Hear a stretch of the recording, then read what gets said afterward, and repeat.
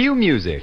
We're all about class when it comes to pens, and we like to let it show. Welcome to Fountain Pen Radio, presented by FPGeeks.com. And now for your fountain pen enthusiast hosts, here's Eric and Dan. Gentlemen. This is Fountain Pen Geeks Podcast, episode number 20 for Tuesday, April 10th, 2012. We are recording live on Monday, April 9th. Welcome to Fountain Pen Radio. This is Eric. This is Dan. And how are you today? I'm doing great. How are you? Good. Happy Monday to you. Who have you got next to you? Oh, surprise, surprise. It's Mr. Edison himself. How's everybody doing? Brian, how are you? Fellas, thanks again for having me in. I always appreciate and I always enjoy this. So when you guys ask me, I'm always flattered, and I love doing these broadcasts. So thank you again. It is our pleasure to have you here. You go ahead, Dan. I keep stepping on you. I was going to say, we're just happy you keep saying yes to our invites. All righty. Announcement. Fountain Pen Radio, this week's Fountain Pen Radio, and the FPGeeks Podcast are brought to you in part by Amazon.com. Unfortunately, they have no slogan. So I can't follow that up with a slogan. We just have to talk about them for 60 seconds. Has anyone here ever purchased anything from Amazon.com? I've purchased a couple Twisbies. Have you? Yeah, I have. I haven't purchased an Edison from Amazon.com. But I don't think you can find them there. I was going to say, are they there? Sometimes you find them on eBay, though. No, we can't talk about eBay and Amazon at the same time. Lalo. I do. I like Amazon. But I'm a member of their Prime thing. So you pay a little extra and then you get free shipping? That and do you use their live streaming service at all? No, but I use some of their servers from time to time. So that's... Well, their live stream, or not their live streaming, but their, like, I don't know, their Netflix service, it's actually pretty good. They got a lot of content Yeah, up there. and that's like included with Prime or something like that. But Yeah. Since I have Netflix, I haven't tried that yet. How does the content compare to Netflix? I'm just curious. It's not nearly as vast, but it's different. So if you can't find it on Netflix, sometimes you can find it on I'll Prime. have to remember that. Yeah. It sounds And plus, neat. with Prime, if you have a Kindle, you get some of their books for free. At least you get to borrow them. But I have my Kindle on my iPad, and I can't figure out how to get those free things. So I guess I'll have to talk to them. I don't think they let you. I think they want you to buy a Kindle. Probably. Anyway, Amazon.com. No slogan. What have you got to talk about, Mr. Smith? Well, we've got a few pen shows coming up. This coming weekend, the 13th through the 15th, is the Atlanta Pen Show. They are giving away 3 pretty awesome pens. Definitely check out their website for more details about that. Later this month is the Northern Pen Show. And the big one, May 3rd through the 6th, is a Chicago Pen Show. Why is that a big show?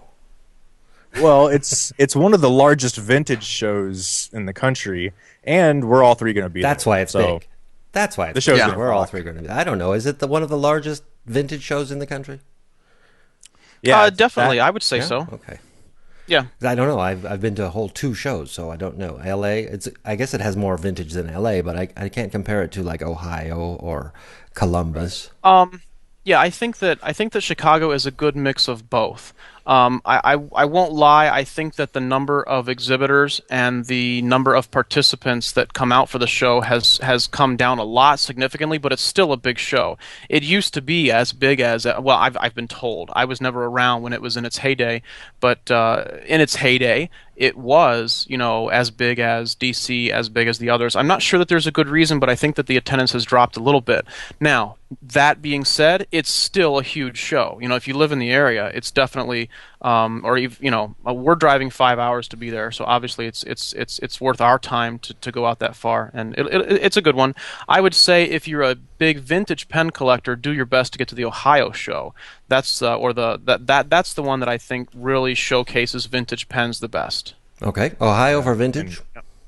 Yes, definitely. It's only 4 hours away from me, so it'll be an easy You drive. don't mean Ohio, you mean Chicago. I meant Chicago, yes. Oh, gotcha. But then, after the Chicago Pen Show, Is Camp Dan Edison. and I are going to follow you home, Brian. I've heard about that. Did you guys clear this with my wife yet? Actually, is no, I everything haven't okay? spoken to her. You don't let us talk to her. We don't have her email address. Well, we don't have her phone number. We have nothing. After those harassing phone calls and after we changed our phone number and we've thought about actually moving just in case, I don't know when I can expose her to you guys again, She's there, isn't she? No, she isn't. Well, Maybe people think I'm serious. They probably do. But anyway, since we're following you, I have to give the address one more time for the people who want to send us care packages, because I know somebody is going to send us something. Care packages for the FP Geeks at Camp Edison can be sent to Fountain Pen Geeks, care of Edison Pen Company, P.O. Box 138, Milan, Ohio, 44846. Make sure you spell out Milan and not Milan, because otherwise it may not make it. Yes. That I know that. If you spell it Milan, then the postman just won't know what you're talking about. They'll probably open it and keep it, right? Vintage Nib in the chat does say that there's a huge auction at the Chicago show, and I have to agree. Every year they have a huge auction, and you can go on their website and check out the list of pens that's going to be in it. At which show? The Chicago show. I think we missed it the last time we were there, didn't we?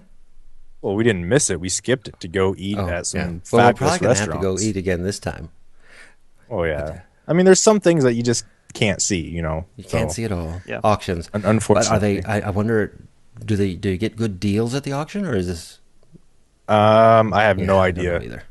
Well, perhaps we'll be there, perhaps we won't. I sat in on the auction for a little bit, and you guys know I'm an okay vintage fan. I mean, I love vintage pens, but usually I'm buying stuff that's less expensive. And you can imagine the auction isn't going to be full of $20 junkers. They're auctioning off some phenomenal pens. So that's not really my market to spend lots of money on a vintage pen. But I really enjoyed the auction. If you'd like to learn more and more about what makes a pen, especially a vintage pen, real valuable and what makes it different. There's always, people that have pens that they want to sell on the vintage auction circuit. It's either Chicago or Ohio. There is a big auction at the Ohio show as well. So, if you're into vintage pens and you want to check it out, it's definitely cool. I really enjoyed it. Do we happen to know what night that is?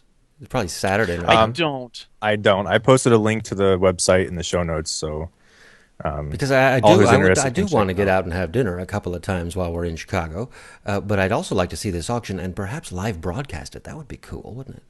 That would be very cool. All right. Talk to Don. Don Lavin is the show coordinator. I'll bet you he would go for that. Probably would, but first we have to see if there's internet connection. It's in one of the meeting rooms, so there certainly should be. Let's hope so. Like a corporate meeting room. We need internet connection, and we need to be there. We can't be out to dinner anyway. So last week's poll question was, how do you feel about the word geek? And this had kind of spawned from an email from one of our listeners, readers, viewers that said they weren't too thrilled with it. And we actually got quite a positive turnouts on the votes.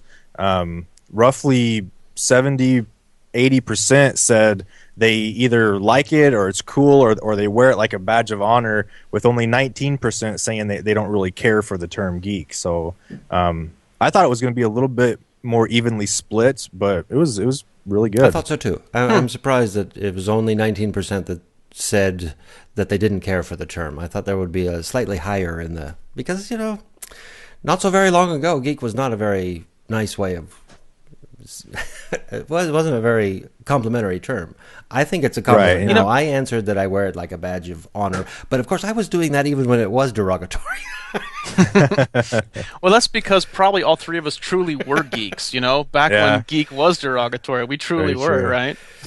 What do you mean were, Brian? What do you mean were? Yeah, I know. Thank you. We go into great discussion about that in last week's episode. So if you guys missed that, definitely check out that show. And we should have a new question lined up right away, right, Eric? I've got one in mind, I do. Should I announce it right now? Sure, why not? This came to me through the mail. I want to ask people, do you read and or subscribe to Pen World magazine? And I'll tell you why I want to know. I'll just be open and honest about this. It's time for me to renew, and I can either renew for 1 year or for 3 years. They've been around for 25 years. Are they still going to be around for 3 more? Ooh, that's terrible question for me to ask on the air, isn't it? I think it's valid, though. I think it's very valid, especially since Stylus stopped publishing maybe a year and a half ago? It was shortly after I subscribed to the Chicago Pen Show. Yeah. So, I don't know. I just wonder... Did you get your money back? No, never heard from them again. Oh, wow. Stylus still publishes the annual, and I think that what they did... if I'm not mistaken, because Nancy Olson is a good friend. I'm sorry, she's the editor. I believe that what they did was they took your subscription funds and just rolled that into the Stylus annual. So if you had money left over from the subscription, then you got the annual for free. And I think previously you didn't get that for free. It was like an extra thing. So basically our subscription money just turned into the big thick annual, which is a very valuable book if you ask me. I like that. It's very valuable, and I purchase them every year at the LA Pen Show because I have never gotten one free. And if I can toot my own Go horn, right. Hey, what? This year was the first year that Edison made the Stylus annual, so that's kind of actually a little milestone for my business. Nice. Thank you. Yeah, now you're taking us on a tangent, but you weren't just in it. Weren't you interviewed in it?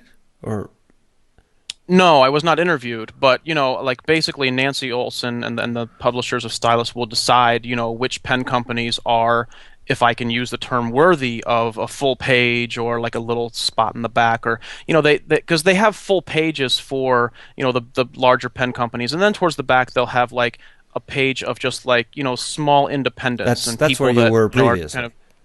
That's where I was previously, and I graduated up to a full page. Right, so I was. It seemed like an happy interview about because that's where I read for the first time, after I knew this already because you had told me, but I read for the first time how you come up with the names of the pens.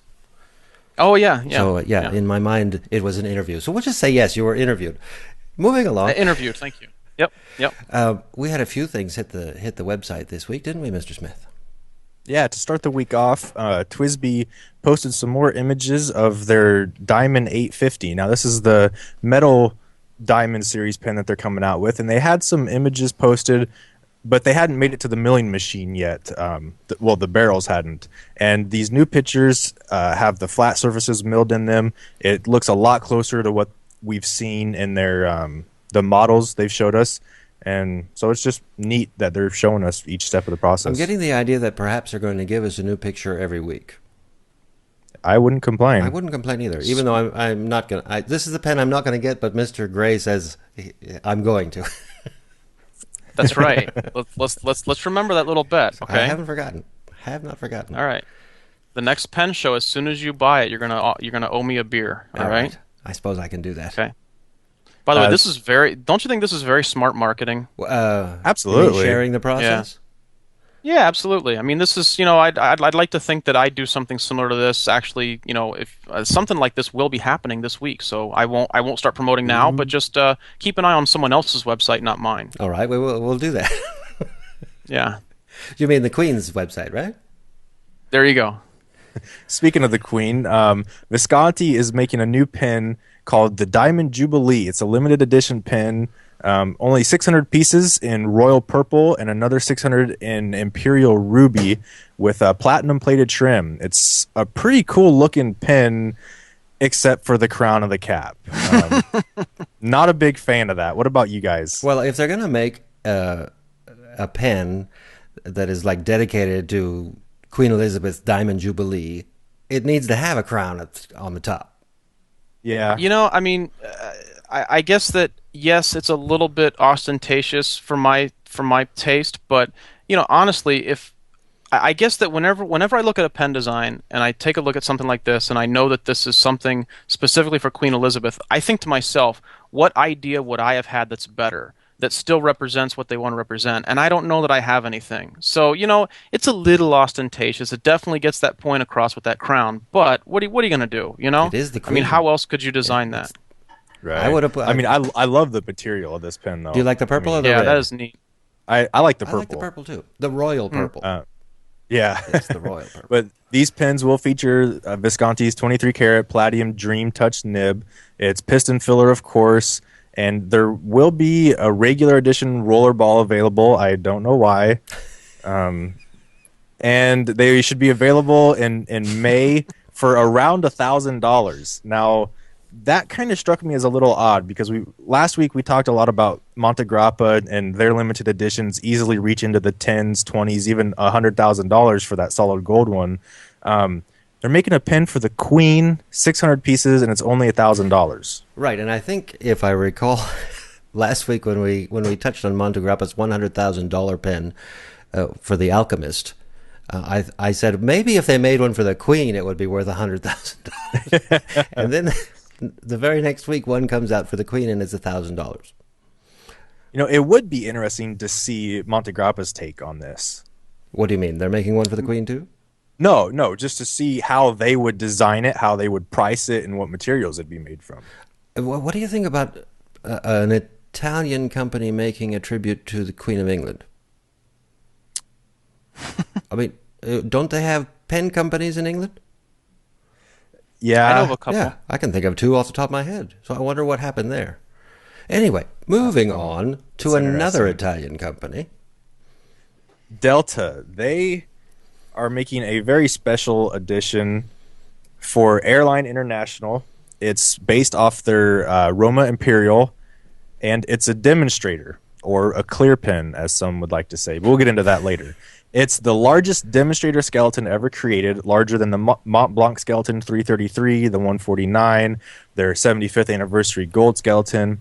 It's completely clear. It's turned from a solid bar resin, has their extra large 14K nib in it, piston filling system, of course, and only 25 are going to be made. Wow. So very limited number. It's going to be $1,250, which is quite the jump from the normal $600 Roma Imperial. So it's funny because, all right, I'll be honest, guys. I saw this when it was up, and I thought, all right, is this another April Fool's thing?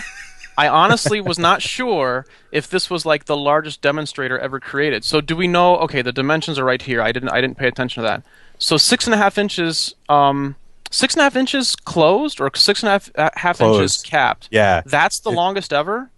Well, demonstrator. I mean, we're talking about an all-clear pen. Well, geez, I'm going to go out in the shop tonight and make one that's 6.6 inches. Then there you go. Do it. I would love to see it. No, seriously. Have you got some clear resin out there? I do, actually. I finished a demonstrator for a client just about a week ago. It turned out really nice. It's not a true demonstrator unless it has a piston filling mechanism. Well, doesn't a converter count by your own admission? Yes, I did say it's practically. Did you see my finger waggling again? I think I said it's practically a converter. All right. Speaking of converters, how difficult would it be to put threads in it and then threads on the whatever that piece is on the bottom of the nib, the feed housing, the back of the section, so that converters could screw onto the back of the section? They do make converters like that. I'm talking specifically about Edison pens. Oh, for me to do that? Or for any manufacturer, is that a really difficult thing because the pieces are so small? No, it'd be very easy to do. It's just, is it really necessary? And then, quite honestly, from a design standpoint, how many people are used to pulling out their converters? So if they don't know that it's threaded and they just yank on it, they could tear apart the section. So they need a little education. Mr. Smith, do you prefer converters that screw into the section or that just snap in or push in? I prefer the ones that screw in simply because. Okay. Yeah, you know when they're in there. That's Are you guys giving me hints or what? No, we're just having conversation here. We're talking about the Delta. No, you either need to do eyedroppers or piston fillers. He's got a piston. Scrap He's got a piston coming in. It's coming. It's coming. And I gotta get a couple projects. But wait a minute, you have clear resin out there, huh?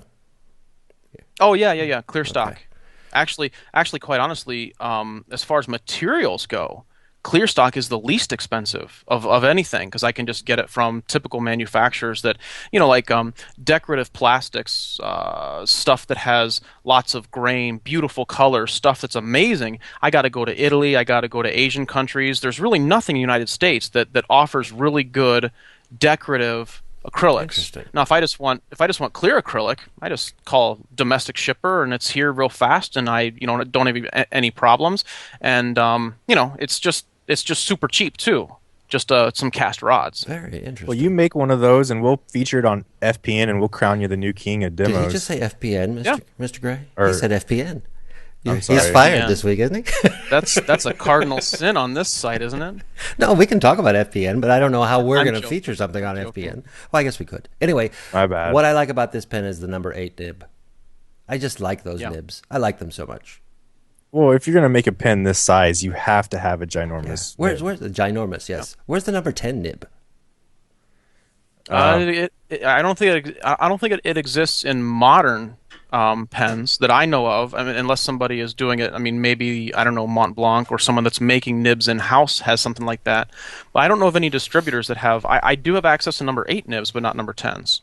You have access to number 8s. Do you make pens that they fit in? when you visit Camp Edison, you will see them, and they have ebonite feeds too. Camp Edison with Fantastic. Can't wait. Yeah. How do you guys feel about ebonite feeds? I've always wondered about this because I can get number 6 nibs with number 6 nibs with ebonite feeds also, but I've always been torn back and forth because they're more expensive. They're machined rather than being molded. So, it's a much more expensive pen. I'm asking you guys, not that I know the answer, what is the advantage or disadvantage of an ebonite feed? coolness factor. Is that it? Well, for me, I can't tell you. Vintage aspect. Coolness factor, vintage. If it's brand new, it's not vintage. But that's where the heritage come from. I mean, that's what I mean. That's the coolness vintage factor. Okay. Because if it's not ebonite, it's what, Mr. Gray? Plastic. Yeah. So precious plastic. Precious plastic. Sorry, it's just.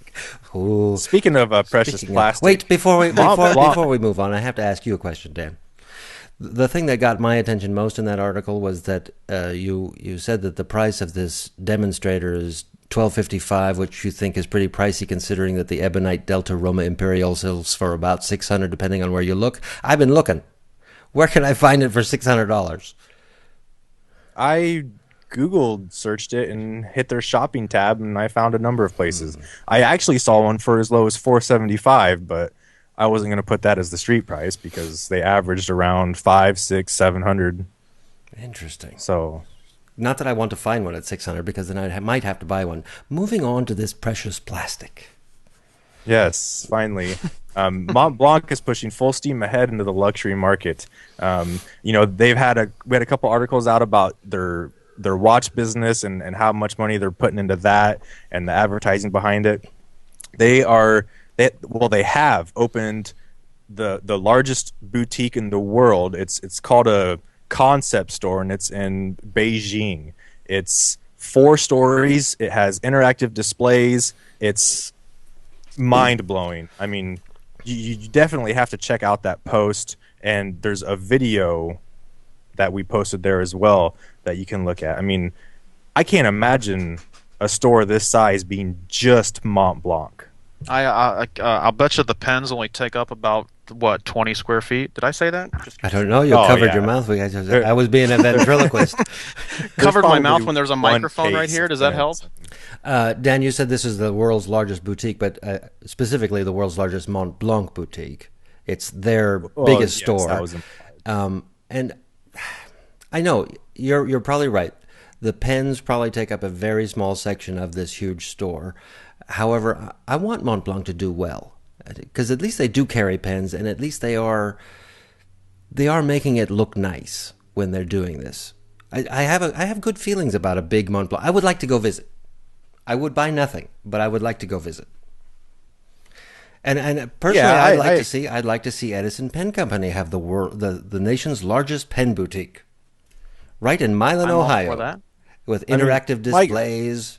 Okay, I'll be quiet so that, Dan, you can have a chance to say something. I was just curious, if Montblanc, they do so well in all these other areas. What happens? What would you think if they stopped making fountain pens? That the world is coming to an end? No, I mean, how would you view that? I mean, Montblanc announces they're no longer going to make fountain pens. I mean, that would be terrible. They wouldn't do that. Why wouldn't they? What if fountain pen revenue is only 10% of their total? They still want that 10%. Do they? Yes. 10% of their total revenue is a big chunk of change, according to me. I would be interested in knowing what percent of their revenue is. Well, first of all, let's not forget.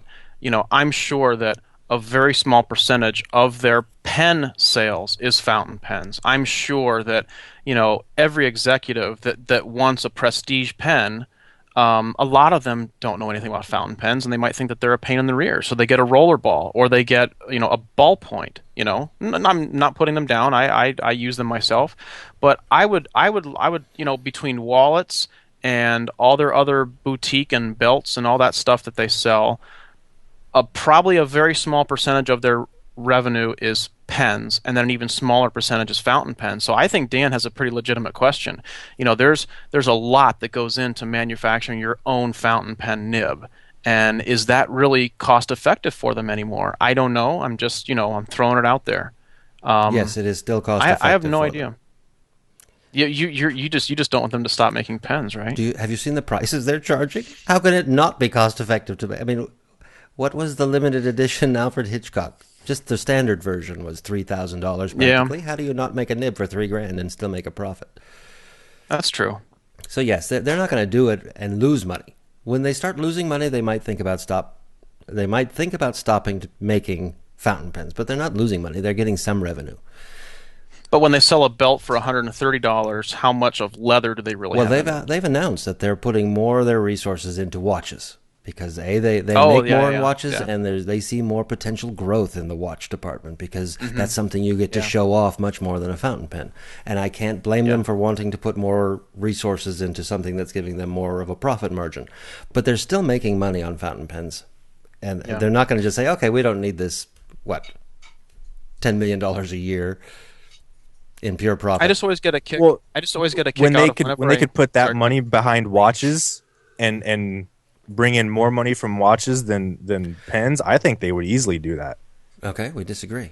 Because if they want to make more watches, they're just going to open another factory or whatever they do to make more watches. They don't have to stop making fountain pens to make more watches. South Seas Blue says the boutique in Toronto has more leather goods and watches on display than pens, and I've noticed that too. Have you guys ever been to like a higher-end mall and gone to a Montblanc store and looked at what's in there? The only one I've been to is that one in Scottsdale. Yeah, and how many pens were there?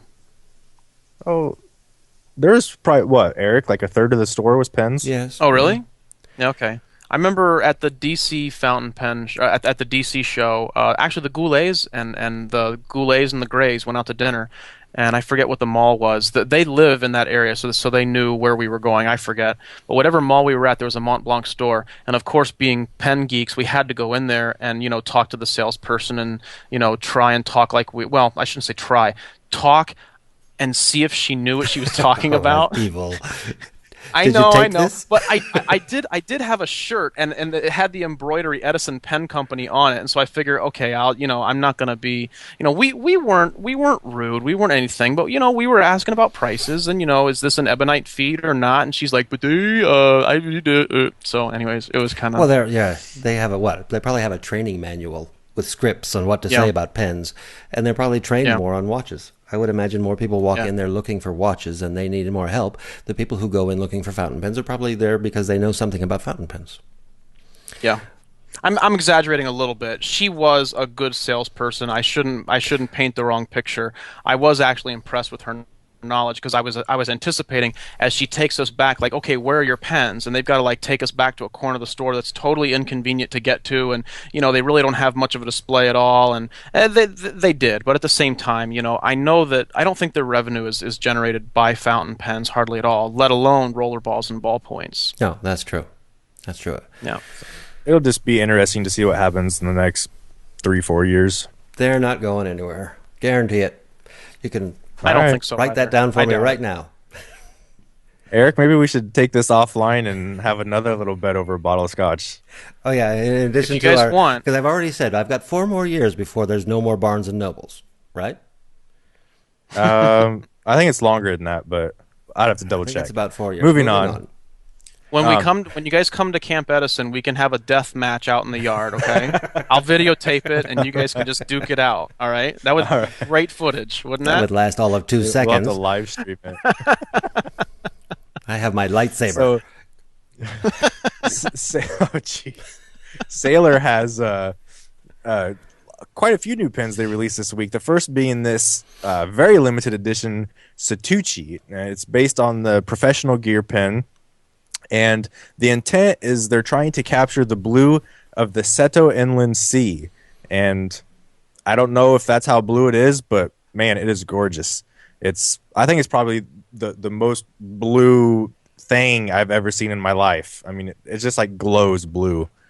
It's kind of a... Okay, now the first question is, what ink do you put in this? And if you're not saying base date, then you probably have the wrong answer. Well, that would be a good one, but they're actually including their own ink with this. Is it like a special limited edition ink? Yeah. Because I do like their blue a lot. Yeah, it is, and I have no idea if they're going to make that available in their standard line or if it's only going to be with this pen or what.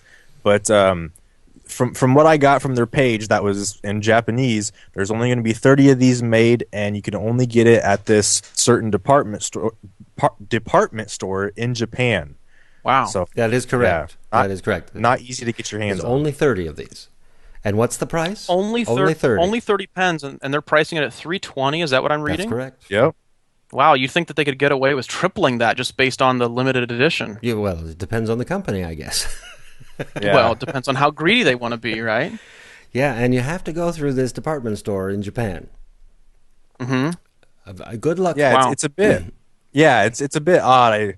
Obviously they're doing this just for the Japanese market there, and they must have ties with that department store. I didn't understand a lot of it because it was in Japanese, but I saw the picture of the pen and I was just blown away by how blue it is. I mean, I really agree. can't That's get a over great that. color. Yeah, that's a great color. Let me ask you this. This brings up a good question.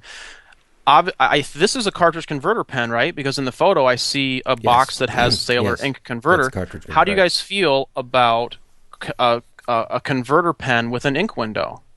How do you guys feel about that? Because obviously, the reservoir is not inside the window; it's inside the Right. converter, which is a little. I mean, I've done that. People have commissioned me to do that. How do you guys feel about that idea? Having an ink window to your converter. It's an interesting design. Interesting. I mean, I'd much prefer it to be a piston, of course, but If I it's don't a know. I'd cartridge have to see it in converter, it person. doesn't need a window.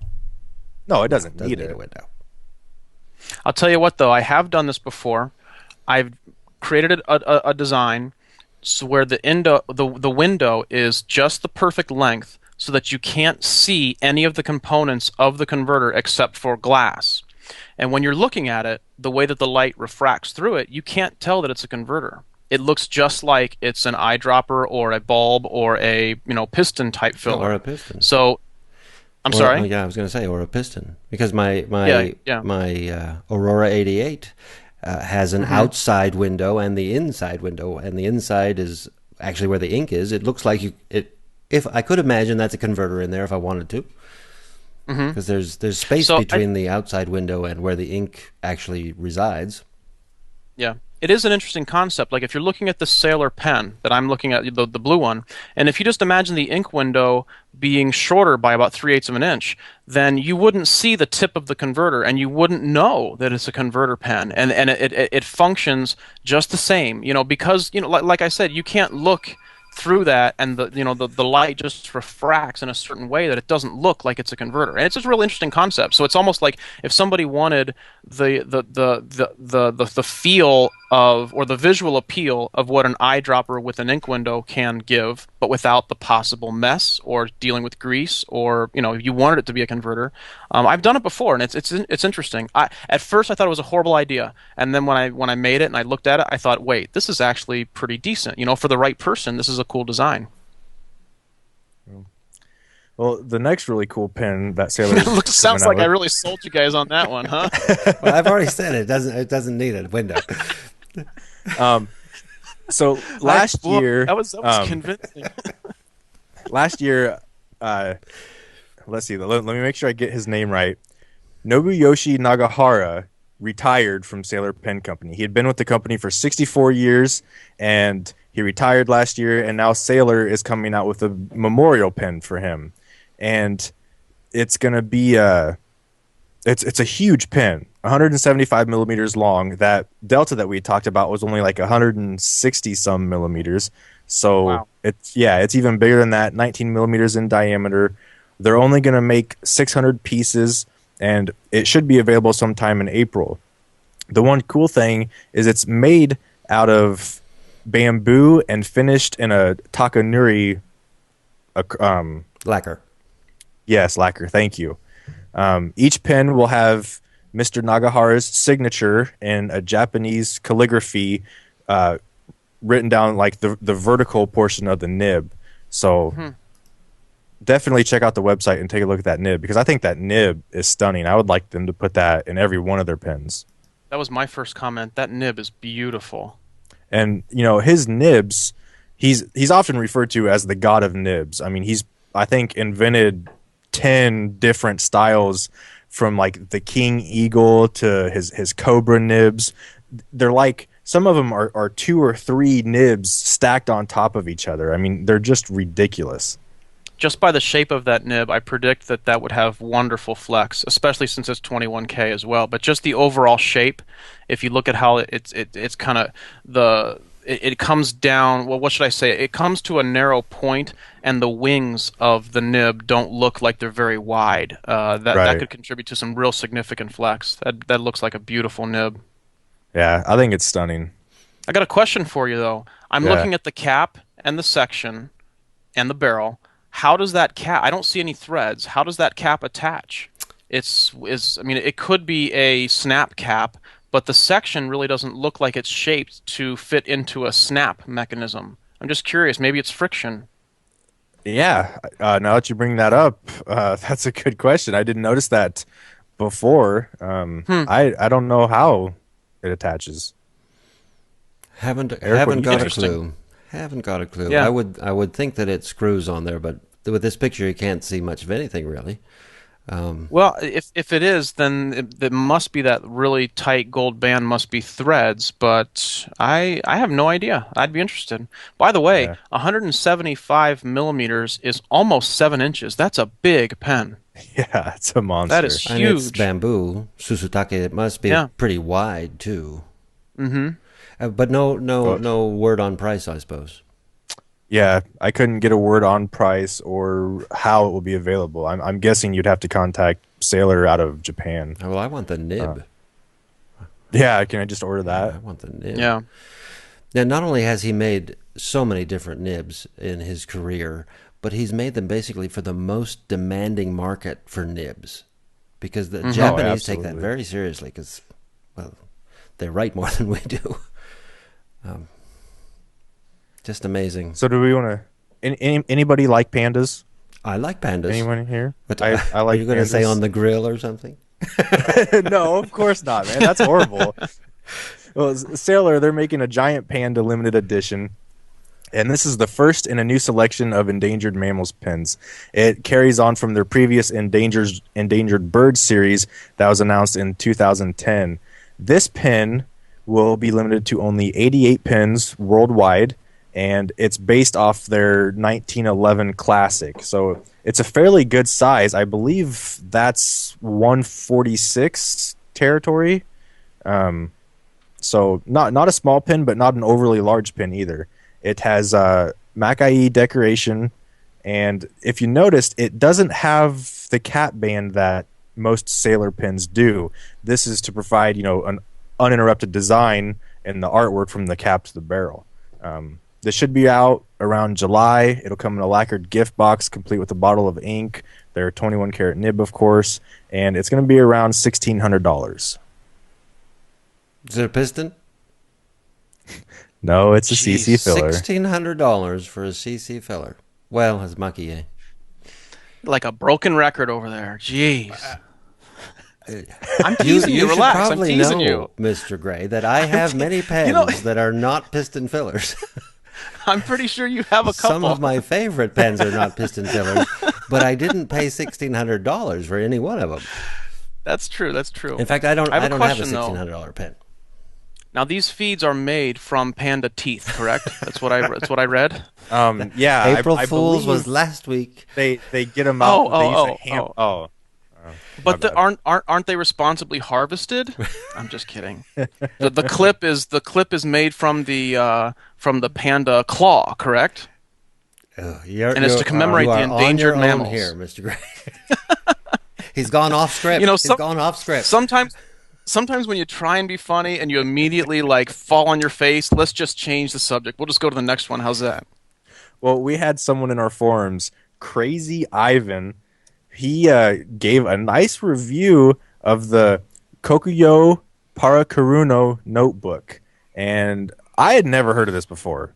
I had no idea what it was. I saw the pictures. I saw the review. And I'm actually considering ordering one. He says the paper's excellent.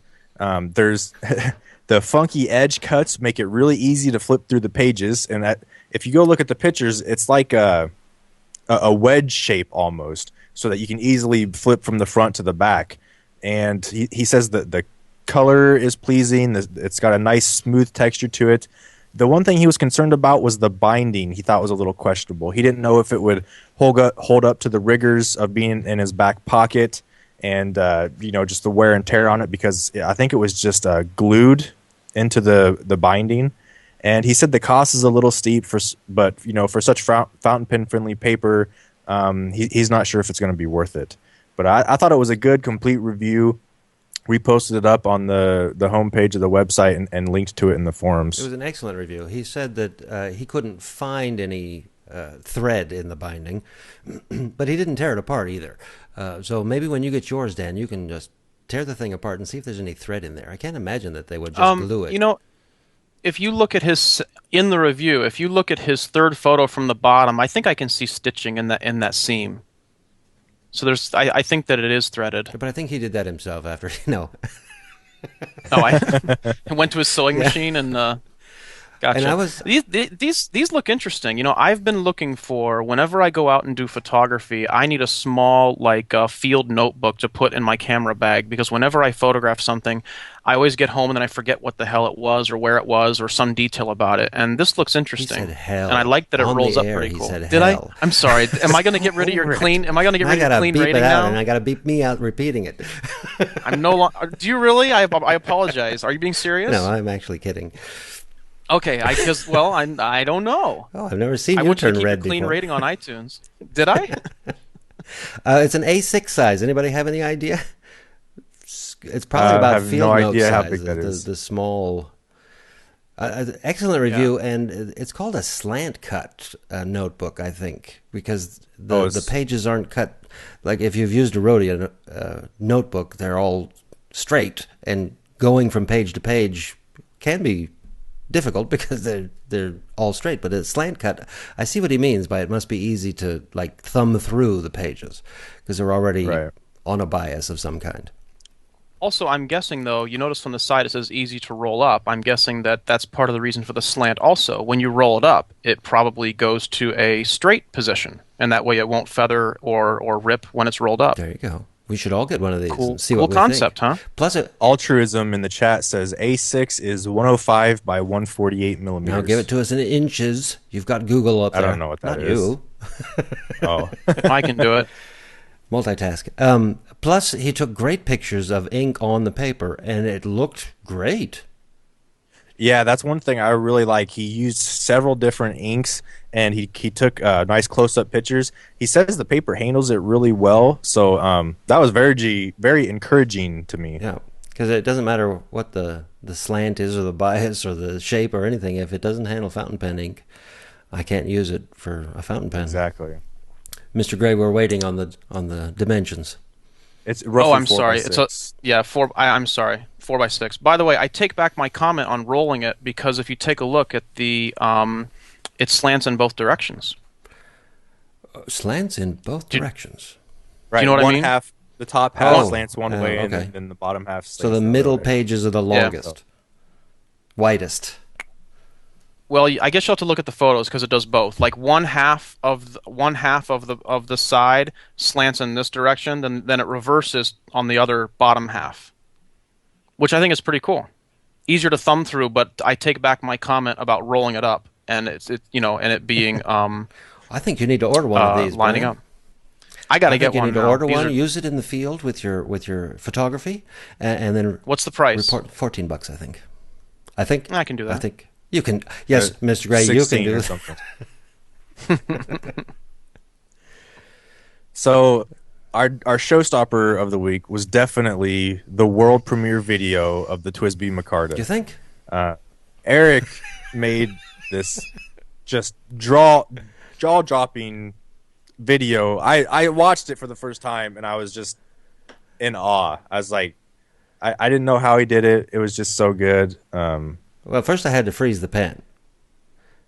Yeah, you did. And I was in a big hurry because I knew that everybody on the planet was going to get this pen the very next day in their mailbox. So I had to throw, much like it happened the same way with the Ahab, the black Ahab, the Ahab executive. Everyone was going to get them the next day. I had to get the video online before everybody had one in their hands. Apparently, I had a bit more time with the Micarta that I didn't know about because not many people have them. You know, you came very close to hitting the pen with the chisel. Did you watch the video carefully I've watched it when many times? Yes. I was going to say, you did come close, didn't Yes, you? you're not the first one to have mentioned that. Yeah, But, you know, I can imagine. Risks have to be taken if you're going to make such amazing discoveries. Well, it's such amazing videos, you know. Discoveries. Absolutely. That was a fun video. That was cool. It was really fun. It was awesome. Very good job, So Eric. I have a Micarta, obviously. Dan, you got your two today, didn't you? Finally, I got both of them in. It took like a week to get here.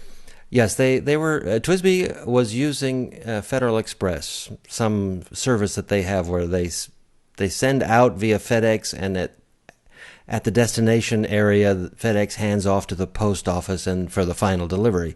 Sort of a relay race. Totally terrible service. It took you over a week to get your pens. So, but in Twisby's defense, they've changed this. Now they're going to be using the United States Post Office, which, you know, gets there must things have 2 been days. a lot of people.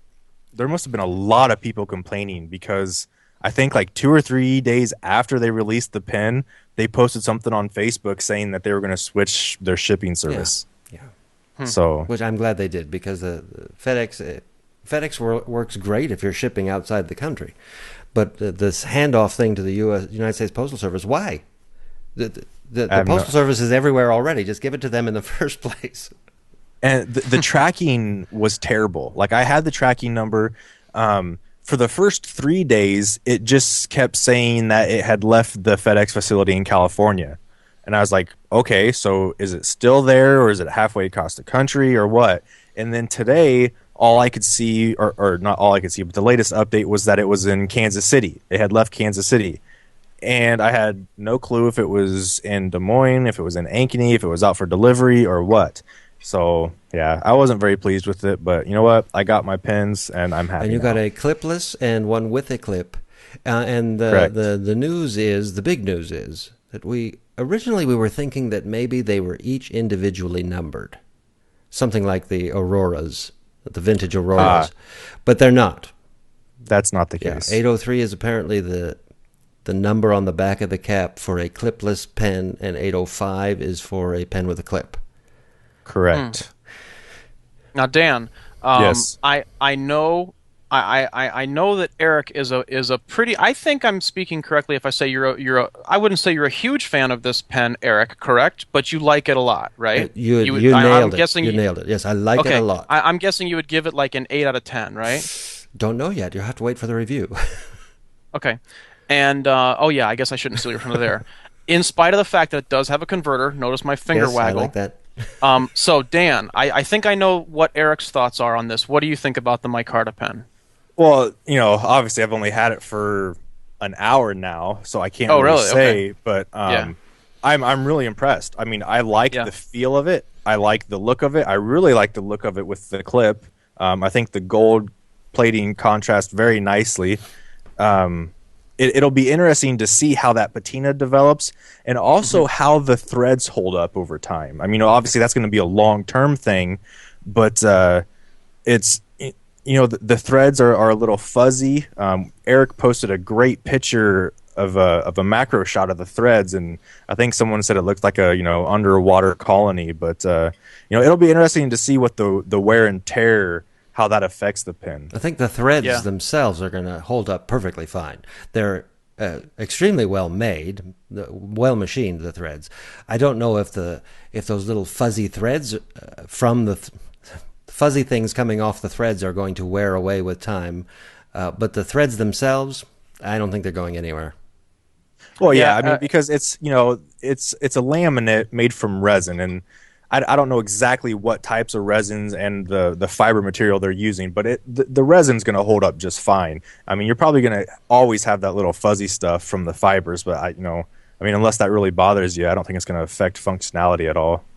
Yeah, my first concern, and I was talking to Eric about this over the phone at one point, was that I've turned Micarta before, and I wasn't real happy with the fact that the threads looked fuzzy, and I forget why, but basically I tested it for a client.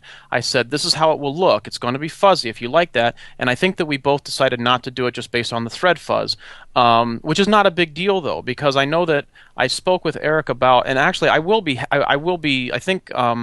I will be getting one in the mail, I think. I heard about this. But anyways, I looked at Eric's macro photos and took a look at those threads. As long as their tolerances are tight, which I'm sure they are, it's not like TWSBI doesn't know what they're doing, then those threads will be perfectly fine. I really think that's not going to be an issue. As long as, like, if you take the pen and pull the cap and the barrel apart like this when the threads are engaged, as long as there's not a ton of play going back and forth, as long as they're not wiggling back and forth when you do that, then those should be perfectly fine long term. It's a very neat material. I tested mine that way. You put the cap on, not all the way on, but almost all the way on. And then you do don't tighten it all the way. The moving back and forth. I have almost zero play in the cap. Which there's zero play in both of mine. So good. Those threads aren't going anywhere.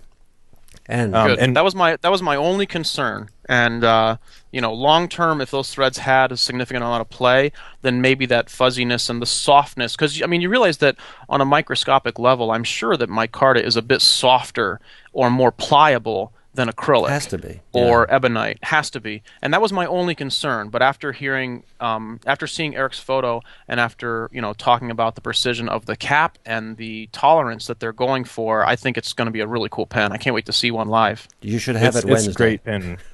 Very cool.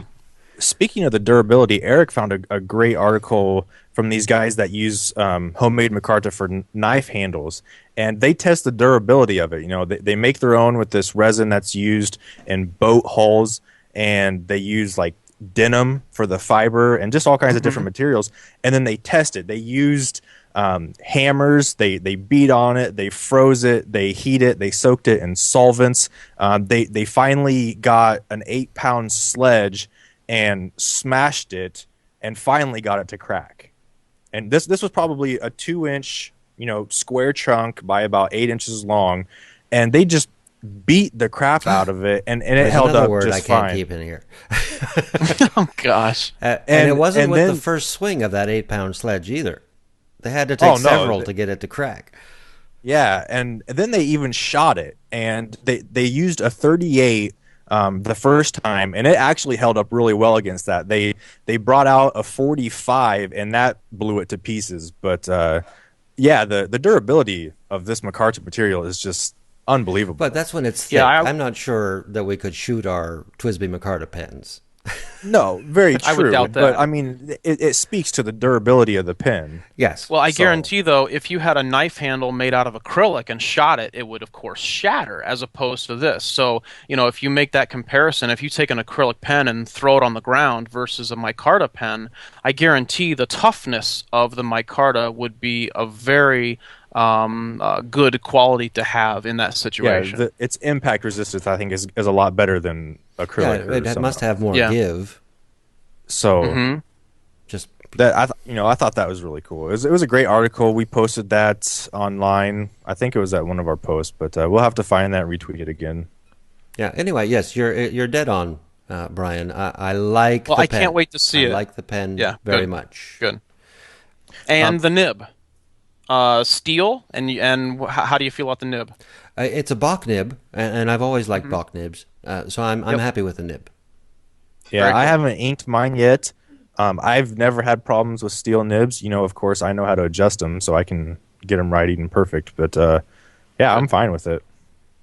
There is talk in the chat about the caps not having an inner cap in this edition. That's true, and the concern about that.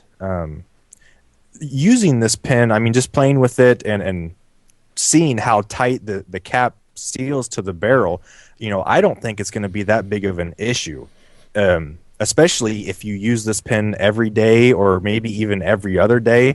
I really can't see it being a problem. In fact, I'm going to test one of them. I'm going to ink it up. I'm going to use it make sure it writes, and then I'll just go, a week without using it and see how it goes. And if it writes, then I'll wait, 2 weeks and see how it goes. I mean, obviously this is going to be a long test, but I don't think an inner cap without, not having an inner cap is going to be a problem. I don't think it's an issue at all.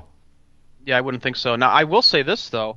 Now, this has only happened to me once, but keep in mind, though, and this would happen with actually, it would not happen if you had an inner cap that's sealed at the top of the section. That's where the seal happens, correct? Mm-hmm.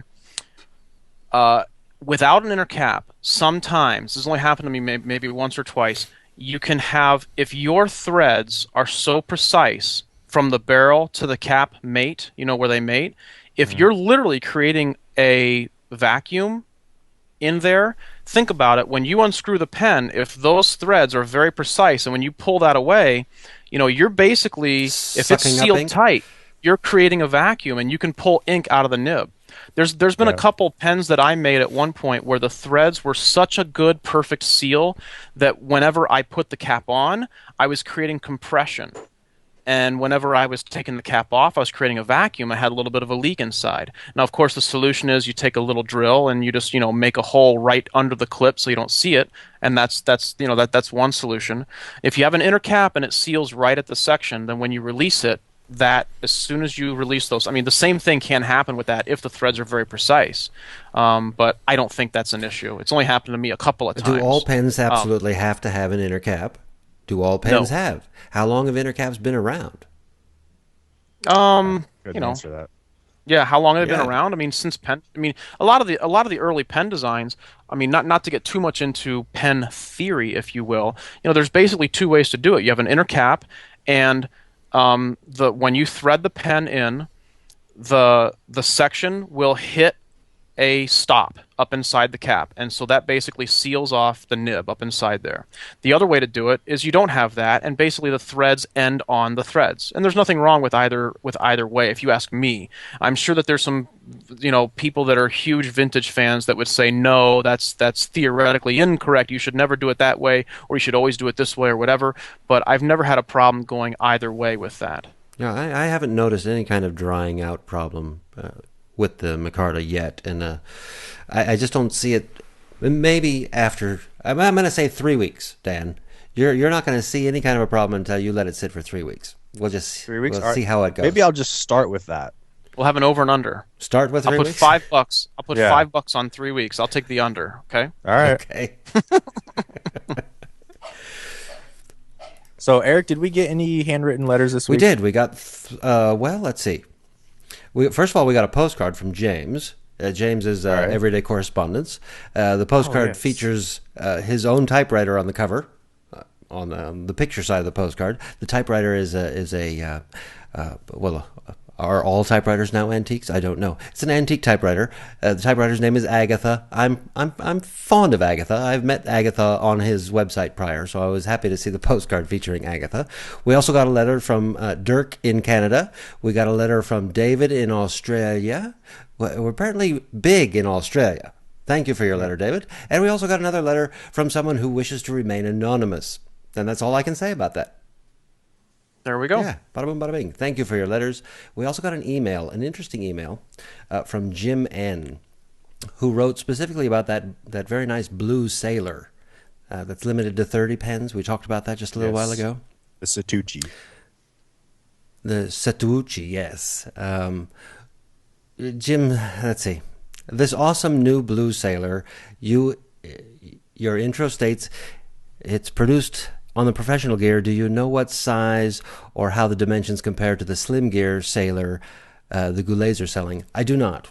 Do you, Dan? And I don't know the specific dimensions. I did respond to him. Oh, did you? Okay. And I pointed him to a resource that he can find the dimensions for the professional gear and the slim and can compare those. Obviously the slim is going to be a little bit thinner, and I think it's a little bit shorter as well. The professional gear, it's a nice stout pen. I've had one before. It's just a good all around general size, and it's just going to be a little bit bigger than that slim size. Right.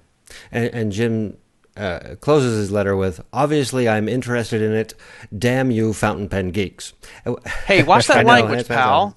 What's up I with the can get language? it in there now. You guys already ruined the show. We're going to have to put the explicit label on, aren't we? But we got that a lot this week, this "Damn you, Fountain Pen Geeks." We were causing lots of trouble. Well, speaking of causing people to buy pens, a very nice person that has been in contact with me. They bought one of my vintage Aurora 88s, and I did some work on it and stuff. They contacted me and said that they actually bought that Conway Stewart Marlboro because of our post on it. I thought that was just incredible because that was by no means a cheap pen. They'd never used a Conway Stewart before. Really? And yeah. So I thought that was, I was kind of proud of that. Well, I think that is an outstanding addition, the Marlboro. So if I were going to get only one Conway Stewart, it would be the Marlboro, and it would be in that wood grain. Yes, absolutely. She didn't buy it based on my menthol comments, did she? I hope not. And Greg Manuskin sent us an email the other day. Oh, yeah, because I saw one of his pens go up for sale on his blog, and it was fairly early. So I just went ahead and, tweeted that, and I think it was Julie, right, Eric? We don't know who bought it. We don't. But whoever it was blamed FPGeeks. So we were getting lots of blame this week. Which, I believe in taking blame when blame is due. Yeah, you know what though? Honestly, if you're getting a good pen from Greg Manuskin, you should not be blaming anybody. You should be praising the Lord on that one. Yeah, you're always going to get a great pen at an awesome price. You notice that some of those pens are gone in 20 minutes. I mean, he does some good things on that blog. Well, I was lucky, and the first Schaefer factory stub that I bought from him, I saw on his website. I called him as soon as I saw it, and I think I got it like 17 minutes after he had posted it. I mean, it was, an awesome deal. And since then, I've bought 2 more Schaefer factory stubs. Another Snorkel, the Admiral, it has an open nib, and then Touchdown desk pen with a factory stub. And oh my gosh, they're so awesome. I love Schaefer stubs. Factory stubs. Yeah. And these 3 that you just mentioned were all from Greg's site? They were. Well, when you guys arrive at Camp Edison in T-minus 3 weeks, I suppose, you'll have to check out my wife's pen that we got from Greg, needlepoint. Oh yeah, the Faber-Castell. Wet noodle. Yeah, it's a wonderful pen. That's a really it has so much flex that sometimes the nib the feed has trouble keeping up, which is not uncommon. But right. Sometimes if you really want to exploit the flex, you need to sometimes dip it to get the feed fully saturated. Wow, very cool pen. And so yeah, speaking of those, I think I've also picked up a Schaefer OS Balance this week. I've added 2 Parker Vacuumatic Shadow Waves to my collection, a Vacuumatic Golden Web. I've got 3 vintage 88s on the way. Dang, my friend. I had a Waterman 100-year pen that I had to return because there's a little mishap with that. Yeah, I've gone a little spree this past week. Yeah, very good. So where are the pictures? Have you posted pictures? Have you tweeted pictures? Of some. Were you just looking at your wife, by the way, when you said you've gone on a spree and then you're looking up?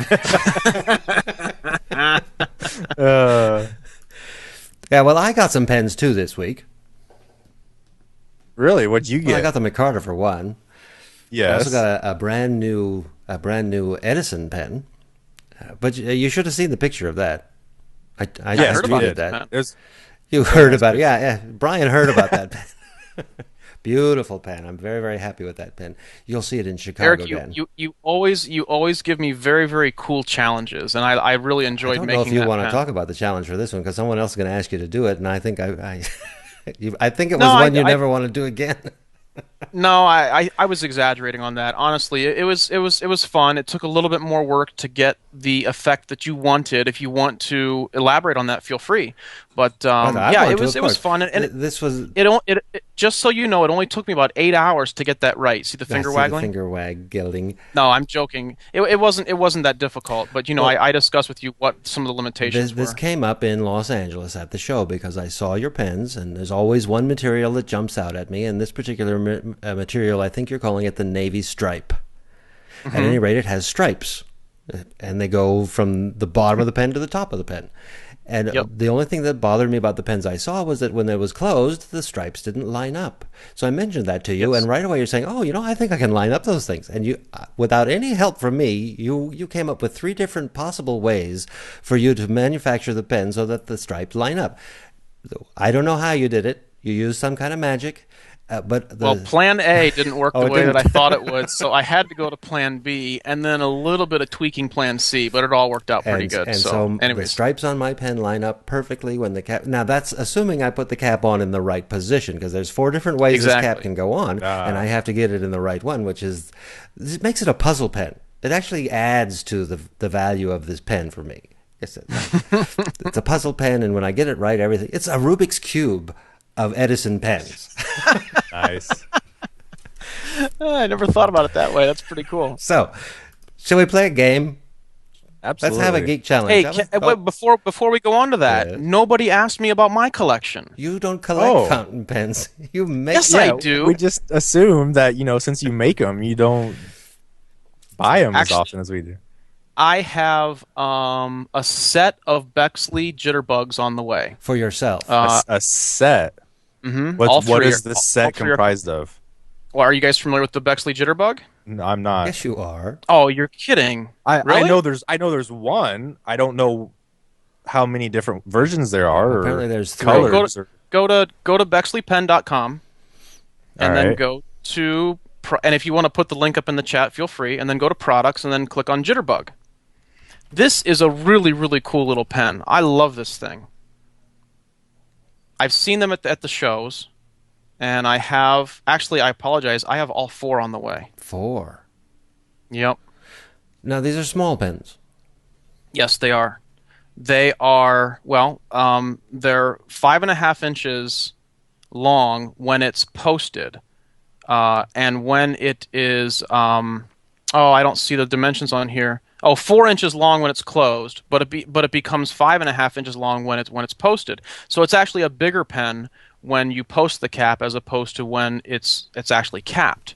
And I've been looking for these for a long time. Howard Howard at Bexley is a good friend, and I've always liked this little pen. So I've got a set of those on the way, and I can't wait to check those out. I'm not sure if we can count this though, because we know that you don't ever pay for pens. You trade things for pens. So without it, you don't even have to tell us how you acquired these. But I'm sure it was no financial. No money was changed hands here. You pen world people just trade your dynasties back and forth. Well, as I said, you don't have to tell me. What should I do? No, honestly, I talked to Howard and I said, I love that Jitterbug. And he said, well, I'll send some your way. And I said, okay, well then only if you let me send some of my pens your way. So Howard has a set of something that will launch next week, I hope, coming his way, and I've got a set of Jitterbugs coming my way. So I can't wait. That's the story he's telling us, Dan. But what really happened was Howard says, "Here, I'll send you all 4. Just make sure you work it in on your next podcast." Nice. No. Come on now. They're nice looking pens. I don't post, but this is a pen you absolutely have to post. You will have to post this. I believe so. When I saw them at the last pen show, I was playing around, and you do need to post these pens for sure. Yeah. Yeah, well, it's like the Kaweco. I was posting that one because you had to. Yeah. Well, did it bother you? No. The reason I don't post is if the pen is designed to be posted, like your Stillwater. It's not the Stillwater. It's Stillwell. The Stillwell. You put a thread on there. I'm supposed to post that. Oh, the Del Coronado. The Del Coronado. Yeah. So if the pen manufacturer wants you to post it, I'm okay with that. It's posting. Okay. When I'm not sure that the cap is going to do harm or not to the end of the barrel, that's when I'm uncomfortable posting. Yeah, I don't think it's a major issue in this case. And this also kind of reminds me of, are you guys fans of the Pilot MYU? You know what I'm referring to? Yes, I had one previously. Yeah. I like the idea of it, but I was never really comfortable with it in the hand. Yeah, now that one you have to post for the same reason. It has a very similar overall. I mean, it's not similar to the Jitterbug, in shape, but it's very similar in design aesthetics. In that the barrel itself is actually really really tiny, and the barrel depends on having the cap placed on the back to balance perfectly in the hand. So, anyways, they're on the way. I've only seen them and lightly played with them at shows, so I can't wait till they get here. And I'll give you a full report next time that we broadcast. Cool. If you guys if you guys invite me back. Just watch your language and we'll think about it. Anyway, are we going to play a game? Yeah. Okay. Let's start the Geek Challenge. Let's do the Geek Challenge. Let's play once again for a 5-pack of the Hotel Mecca Vintage Design postcards from Everyday Correspondence. I'm very happy with mine. Mine arrived, the ones I ordered. A Geek Challenge, of course, requires a caller. I've got 3 questions. In case you haven't played this game before, I have 3 questions that are easily answered by any fountain pen geek. Once I have a caller on the line, I will ask Brian Gray each question. They're true or false. Brian will answer each one, and the caller can agree or disagree with Brian. And somehow we will work it out so that you win these postcards. So just call me, 909-647-5056. And while we're waiting for somebody to call, what shall we talk about? Anybody in the chat? What are we doing at Camp Edison? Do we want to? I mean, we have some plans. Is that worth talking about right now? Well, Dan and I are doing espionage. That's all I know. That's true. I do have a secret stash of materials that hardly anyone ever gets to see, and I might open up that door where it is. And when that happens, in Pulp Fiction, when they open up the briefcase and it glows gold. Of course, I have not seen Pulp Fiction. Oh gosh, man! Oh my!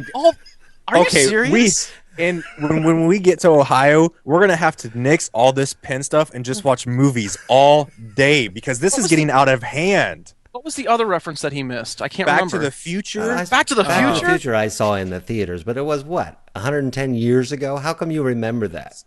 Why? Eric, you seriously have not seen Pulp Fiction? No, I've never seen Pulp Fiction. Pulp Fiction, I swear. I mean, I'm going to start. I swear. He's raging. He's raging.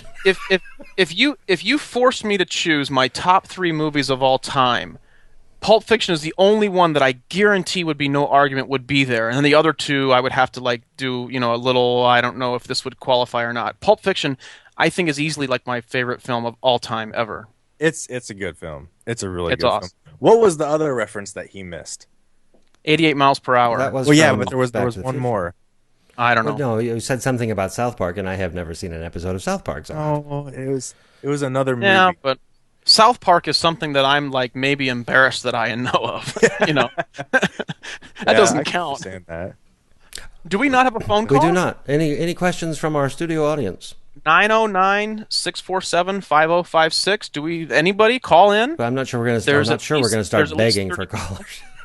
Oh, come on. I will. Yeah, call me. I don't have any dignity. Hey, Dan, you call me, and I'll ask Brian the question. Hey, Andrea, call them. Damn it, there's no one. Oh, did I just do that again? Let's have my wife call in and just, she'll use she's not there. Oh, somebody's calling. Alrighty. Let me see who it is, and then I'll bring them back. Remember, they won't hear you. Hello. Hi, how are you? Hey, Dan. Who is this? What's up? I'm checking Netflix right now because I'm pretty sure Pulp Fiction. This is Eric. Pulp Fiction, yeah, probably. I thought you were going to do Back to the Future. I don't think they streamed that. No. Ask the question. You cannot stream Pulp Fiction. You won't really hear Brian's answer, but I'll keep you informed. I'm going to send him my copy. Sarah, are you with us? Yes. Sarah's with us, gentlemen. Sarah from Connecticut. Sarah. Hello, Sarah. I know you can't hear me. Sarah can't hear you, but they're saying hello, Sarah, and I'll start with the first question. It's true or false, as will be all 3. True or false, the Visconti Queen Elizabeth Diamond Jubilee fountain pen commemorates Queen Elizabeth's 75th birthday. True or false, Mr. Gray? I'm going to say that is true. Mr. Apparently she heard you. Sarah, she did? Did you hear him? Yes. Okay, he said false. Do you think it's true or false? Wait. What did I say? What did you say? I don't know. Did you say true? That sounded like true to me. I thought I said true. It's true. I'm sorry. Did I hear you say false, Sarah? True. I thought yes. True. I heard her say false. Fantastic. No, the Queen Elizabeth Diamond Jubilee fountain pen commemorates. Now, if I'm not mistaken, it commemorates her 60th year on the throne. And that sounds kind of funny now. I say it. I'll bet you her legs are getting numb. All right. Question number 2, Sarah. This is going to be a tough one. We're going to try this. By the way, Eric, I gotta say, you are no Wink Martindale, my friend. Is that a compliment? I think so. This is the question, by the way. Aside from the Twisby Micarta, the Micarta material is also commonly used for golf clubs. Mr. Gray, tremendous golfer he is. I'm going to say false. Mr. Gray says false. Sarah, what do you say? False. I say false too. Yeah, I say false too. What do you say, Dan? Yeah. Yeah, I've never seen a golf club made of micarta. Good, we're 2 for 2 so far. Only the big one at the end, and this is a surprising one and fairly difficult. I will say though, you had me thinking though, because maybe that would be a good material for the head of a wooden club. You know, like a wood. And I'm not joking. It's really good. Well, he likes to drag these things on, doesn't he? He just goes off. Come on. You guys won't have me We on are in the anymore, middle of will the you? game here, Mr. It's not your show. Come on, Wink. Get with True it. or false? Porsche designed pens are now made by the Pelican Pen Company. I think that's true. Mr. Gray says he thinks that's true. Sarah, what do you say? Can you repeat the question? Yes, absolutely. True. It doesn't matter, true or really. false? Porsche designed pens are now made by the Pelican Pen Company. True. Very good. How did you get that? How did you know that? Wow, nice. Well, I mean, I just thought it. I don't know, I just guessed. Good. What did you say, Brian? Did you say true? Because, I don't usually he's remember. wrong. So, okay. I'm Let me still just stuck on the Queen on the Let me throne. just say goodbye to Sarah. You two talk amongst Goodbye, yourselves. Sarah. Congratulations. Oh, man, he jumped up into your league with that joke. I'll call you back as soon as we're off the air. Okay. Bye-bye. 60 years on the throne. Wow. Oh. That's all you could come up with? I asked you to talk amongst yourselves, and the only thing you're going to talk about is that the Queen's been on the throne for 60 years. I couldn't help it, man. I mean, I'm tearing up because of that. I can't stop. I think the comment about her legs being numb, I'm sure that within the first Excuse me, year, that her was- legs started to that get a little was bit your numb, comment. Okay. Imagine Mine go 60 after 15 years. minutes. I mean, Okay. Back to the show, people. Are there any questions from our studio audience that we need to field? wow. No? This is Any question and answer last time. questions? And in the Eric, why don't you lead us out with how they can I'm going to contact do that us, and we'll wait see for if questions anybody to roll in. asks anything. Let me find the right slide for that. I'll just put this one up. You can reach us via email, podcast@fpgeeks.com. You can call us, 415-685-GEEK, 415-685-4335. We are on Twitter, twitter.com/fpgeeks. We are on Facebook, facebook.com/fpgeeks. We have a website, it's fpgeeks.com. We have a forum, fpgeeks.com/forum. You can also find us on iTunes, and I would appreciate it if you did go there and gave us a rating and or a review. Please send us cards and letters and gifts of any kind. Fountain Pen Geeks, P.O. Box 499, Highland, California, 92346. Any last-minute comments, questions? Back to the Queen's throne. You really want to go Which there? which direction does the water swirl? Oh, dear. It would be Come on now. clockwise in the northern hemisphere. All right. Unless, of course, she's visiting Australia. That's what I was thinking too. I suppose the royal throne is whatever one she's sitting on, much like whatever plane the president's on is Air Force One. So, okay. Nothing So, from the audience. no Has questions. everybody left? The audience has left the building. So I'll just remind you, don't write like Brian Gray. And don't spill ink like Dan Smith. And don't waste paper like Eric. No one wanted to say anything about being on the throne. Good night, everybody. We'll see you Thanks later. a lot, you guys. Thanks for having me again.